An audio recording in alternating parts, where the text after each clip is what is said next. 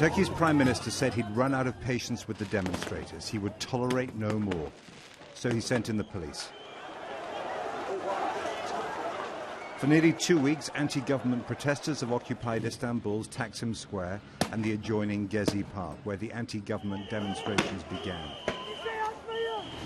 The Prime Minister, Recep Tayyip Erdogan, has been the target of many of the slogans of the demonstrators and lampooned and insulted on the posters they put up in the square. His followers expected a tough response, and he delivered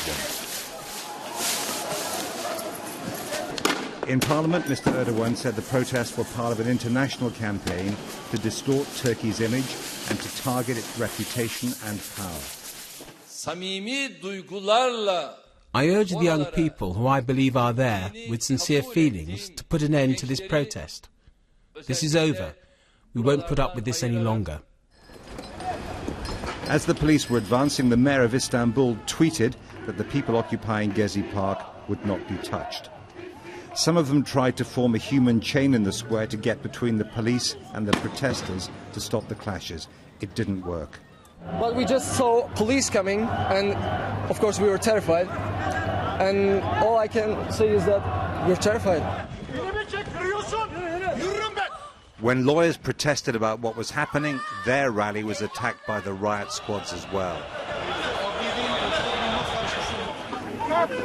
And by mid-afternoon, the police were tear-gassing Gezi Park.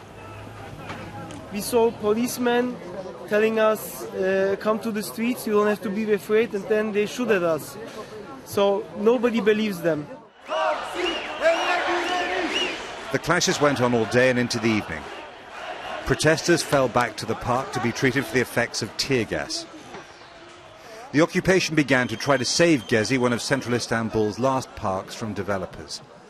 Another violent police crackdown 10 days ago made it the focus for a sustained protest, uniting different groups who opposed the Prime Minister's brand of conservatism with an Islamist flavour. So far, the Prime Minister hasn't offered a whisper of compromise, just force. The original non-violent demonstrators vanished in a cloud of tear gas. They deny the government's accusation that the protests have been hijacked by vandals and terrorists. Turkey is badly split. Mr. Erdogan's supporters applaud what he's done, have given him 3 election victories, and believe he's making Turkey into a great power again. But he has reached the limit of what's possible without a more consensual style of government, without listening to the 50% of the Turkish electorate who didn't vote for him.